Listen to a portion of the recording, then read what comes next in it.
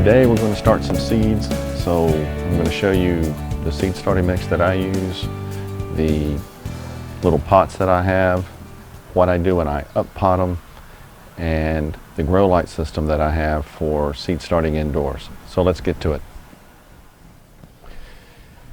Alright everybody, so let's start with the seed starting mix that I use. So it's very simple.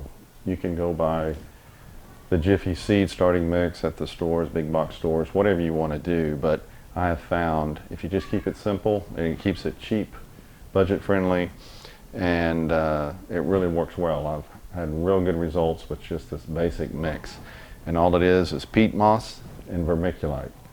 So I get a container, whatever container you need for the amount that you're making, and for every 2 parts of peat moss I put 1 part vermiculite. I mix it up in one of these. This is actually a tub that they mix concrete in. This is a small one, they have a larger one, but I find this is very handy. It's only $4 or $5 at Home Depot, so it's heavy duty.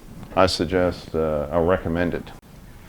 Alright, so I'm going to go ahead and put 2 parts peat moss and 1 part vermiculite in here. I'm not going to need a whole lot of seed starting mix today, but I'll put 1 batch in here and we'll see how it goes.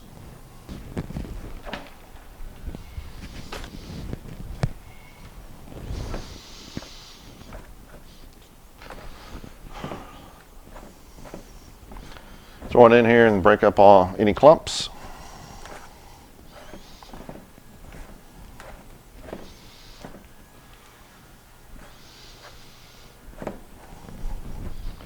And I'll add 1 part vermiculite.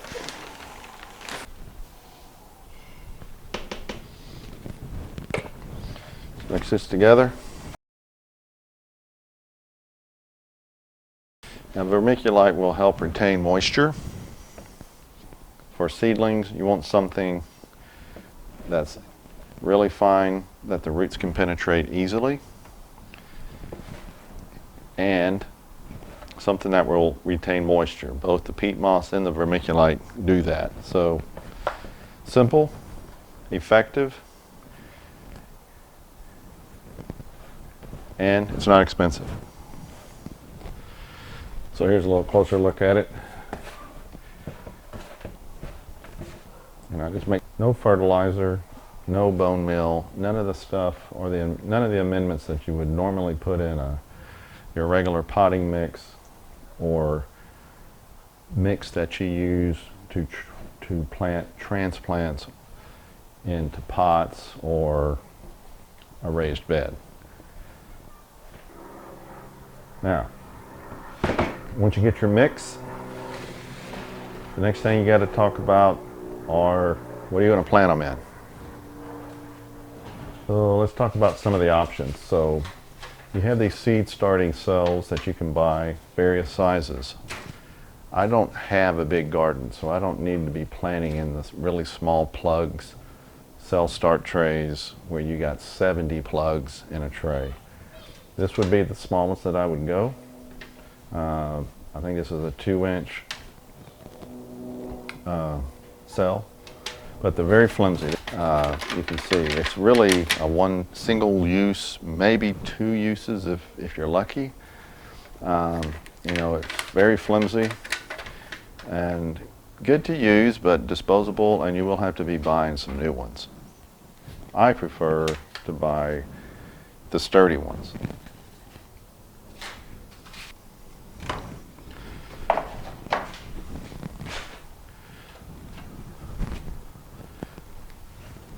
So here are the ones that I like. So this is a holder. These are the cups that go in it. So these are 2-inch cups. You got the holes in the bottom, and they fit down into this tray like so, which also has holes in the bottom. And then this tray sits down in a 10-20 tray that doesn't have holes in it. So you can bottom water from this tray. And what this allows me to do is I can carry this whole thing around, but I can take these out individually.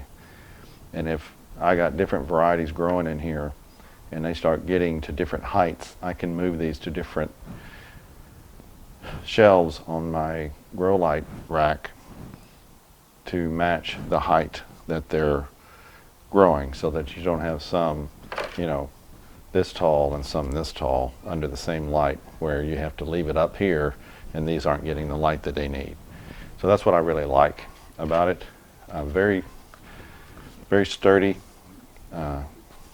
plastic. These will last probably forever, I'm thinking. Been real pleased with these. I think I got these at Bootstrap Farms. They carry a lot of stuff. It's not the cheapest stuff, but again, that's your choice. You can get the flimsy stuff that's cheap, that you purchase over and over, or you can get a one-time purchase that you keep, you clean, reuse. So I really like these things. So what I'm going to do now is I'm going to wet down the seed starting mix and then put them in some cups. Okay guys, so I got some really hot water here.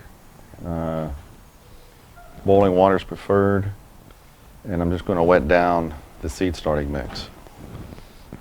So I'm going to pour some in here, incorporate it, and then add more if I need to.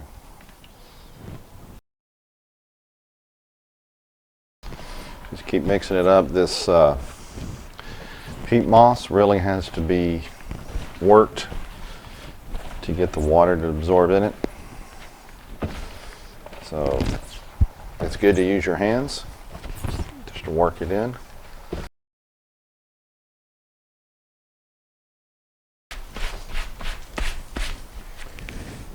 So this looks good.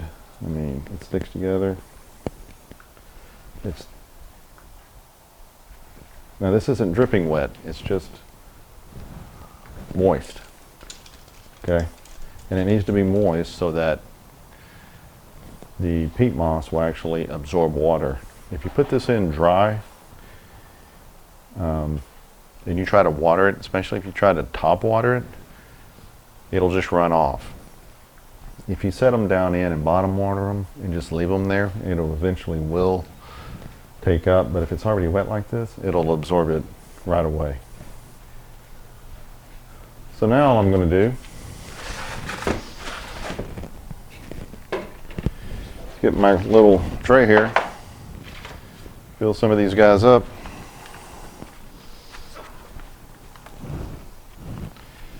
With this mix, and I'm going to pack it down. And I'm going to not quite fill it all the way to the top.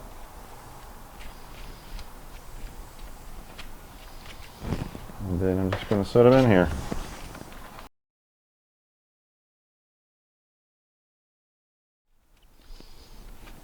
I'm just leaving a little room at the top. So what I'll do is sprinkle my seeds on top, however many I'm going to do, and then I'll just cover that up with another thin layer of soil.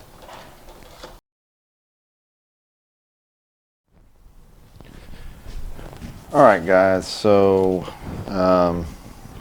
got 3 tomato plants that I'm going to be seeding here.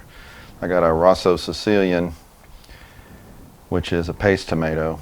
It is a determinate.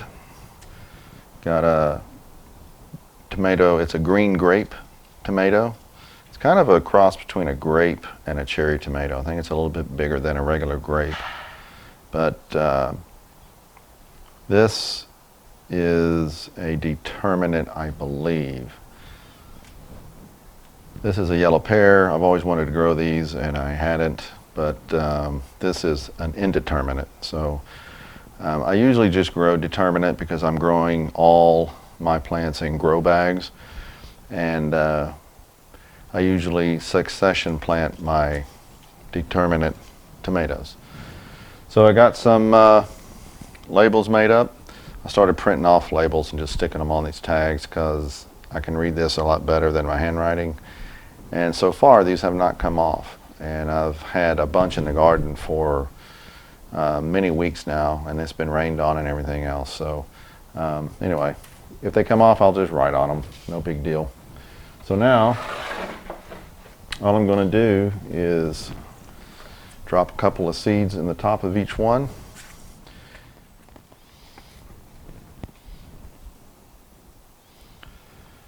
I'll just put, so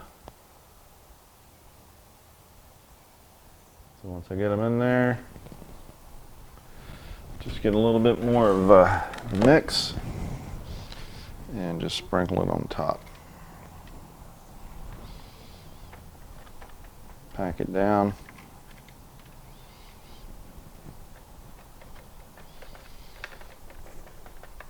Just like that.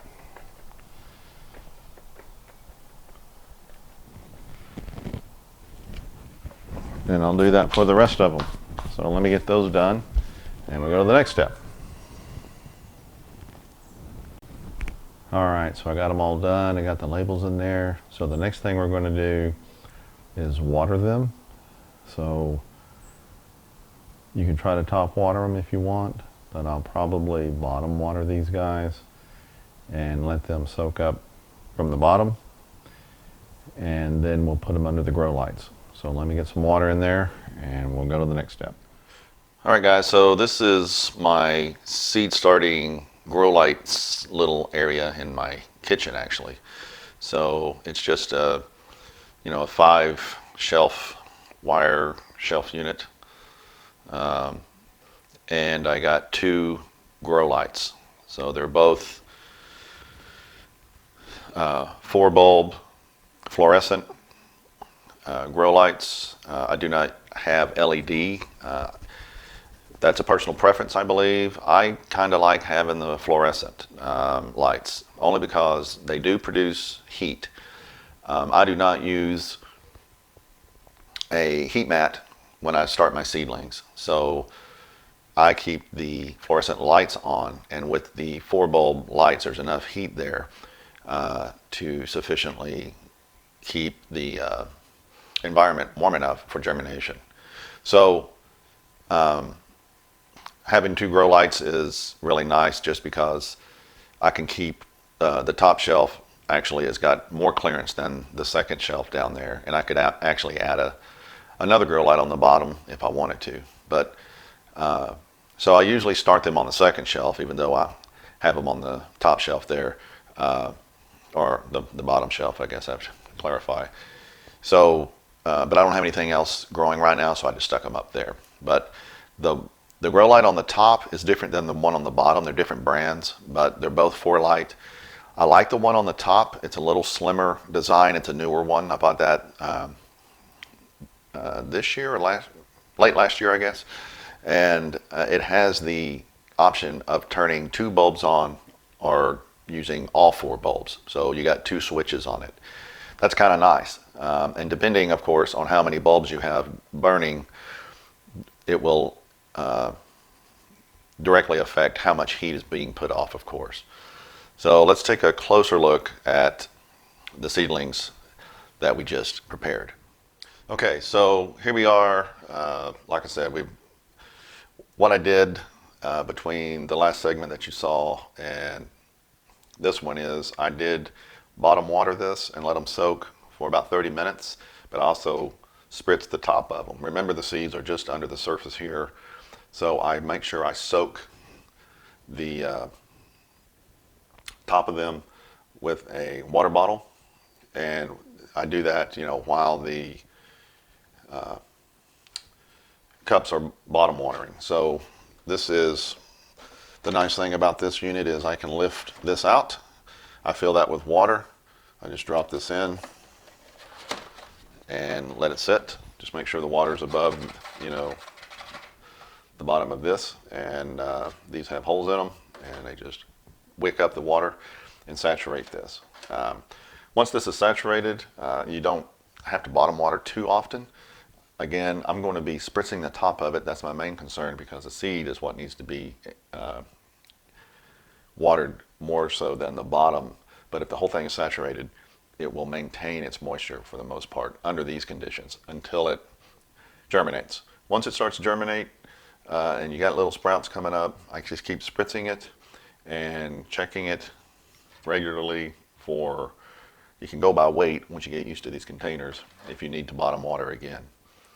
So as you can see, I got a thermometer over here, and it's sitting right now at 79 degrees, and it fluctuates between 78 and 82 basically, and that's a good temperature for germination, and I've had great success with it. If I lower this, of course, and get it closer, it's going to have more heat down here, so I keep it around 80 degrees. That seems to work fine. This guy is really nice to have. It's a very heavy duty tray that I can put, if I needed to, I could just set this part of it down into this and bottom water from this. But this just keeps all the dirt from getting on the ground. It just keeps it tidy since I am in the kitchen here. All right, let me show you the pots that I use for up potting. So once this gets ready to be up potted, I'll either put it in this 3.5 inch pot or this 4-inch pot. These, I do like these, and both of these have their own trays that they sit down in.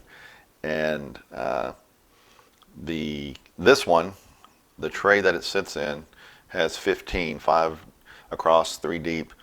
It does not fit in a 10-20 tray. However, I can just set it down inside this tray like I was mentioning before. This one actually does sit down in its own tray, and it does fit in a 10-20 tray. So it's just something to consider. If you have one of these, it doesn't really matter. You can set it down in there and bottom water from here if you need to. Once they get into these, I'm pretty much top watering anyway, because the seedlings, you know, they're up high. I trim the leaves off, and I can just water straight from the sink or a small watering can. So, all right, so here's one of my Dixie Red tomato transplants.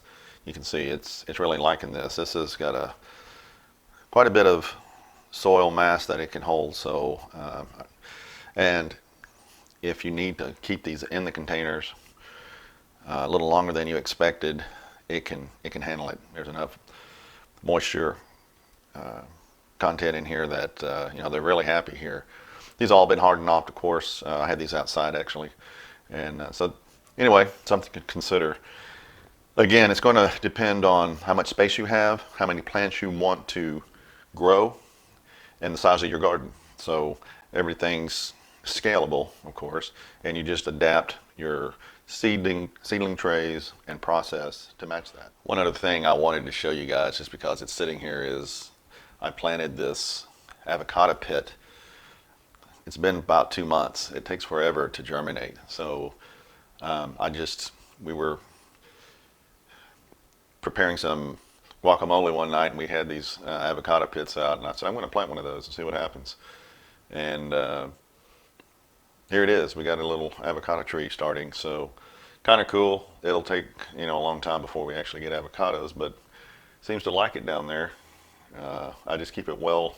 There's a couple of gnats in there, but seems to be happy. So I just leave it there, water it when it starts to get a little dry, and we'll see what happens. Probably be 2 years before we get any avocados, 2 to 3 years, but it'll be fun to watch it grow.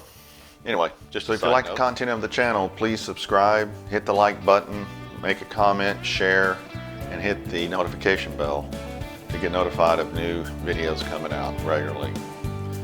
Thanks for watching. I will see you next time.